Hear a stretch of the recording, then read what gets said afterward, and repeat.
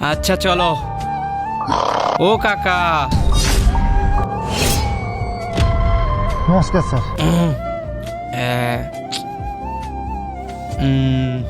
তোমার স্যালারিটা? স্যার এখন তো 2-3 দিন বাকি আছে মাস শেষ হতে। আসলে আমরা 2-3 দিনের জন্য বাইরে ঘুরতে যাচ্ছি, তাই জন্য স্যালারিটা আগে থেকে দিয়ে দিলাম। এই নাও রাখো। ধন্যবাদ স্যার। আর বলছি কি, শোনো, ভালোভাবে দেখবে ঘরটা, ঠিক আছে? আচ্ছা ঠিক আছে, চলো। ভালোই হলো, তাড়াতাড়ি স্যালারি পেয়ে গেলাম।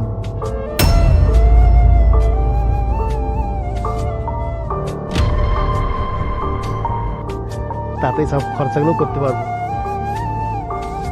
আমার ঘর ভাড়া, ইলেকট্রিক বিল সবই দিয়ে দিতে পারবো দাদাকে। দেখেছো টাকাটা কেমন করে গুনছে? দাঁড়াও, আগে কি করছে সেটা দেখো, তারপর না হয় বলবে।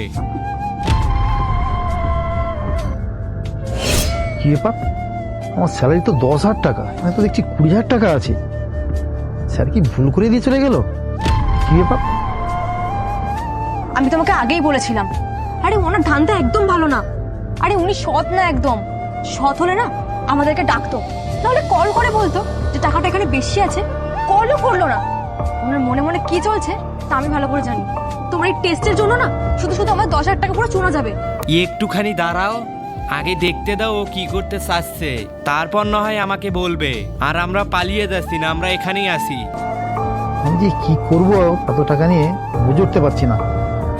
আমার কাছে কি রেখে দেবো না ফেরত দেবো, আমাকে কি করা উচিত? এরপর কি হলো সেইটা দেখার আগে তুমি যদি এই দুইটা ছবির ভিতর থেকে যে কোনো একটা ছবিকে ভালোবেসে থাকো, তাহলে ভিডিওতে লাইক করে চ্যানেলটি সাবস্ক্রাইব করে দাও আর কমেন্টে লিখে যাও আমিন। তো আমার বিপিও বেড়ে যাচ্ছে, তো টাকা নিয়ে আমি কি করব?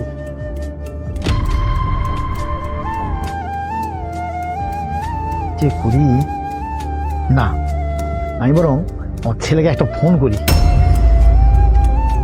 ওর কাছ থেকে জানতে হবে।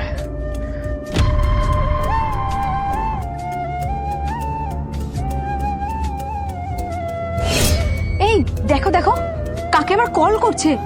কল করে নিশ্চয়ই ফোন দিয়ে আসছে যে টাকাটা কি করে হাফিস করে দেওয়া যায়। আরে বলছি শোনো, ওনার ধান্দা একদম ঠিক না। আরে টাকাটা উনি নিয়েই নেবে। এখন কি করবো বলো তো? টাকাটা মনে হচ্ছে পুরো চলে যাবে। চলে কাজ করি, ওনাকে গিয়ে ধরি আর জব থেকে একদম বার করে দিই, তাহলে ওনার শিক্ষা হবে আর ওনার আসল মুখোশটাও না আমাদের সামনে খুলে যাবে। 2 নাম্বার পার্ট চাইলে কমেন্ট করো।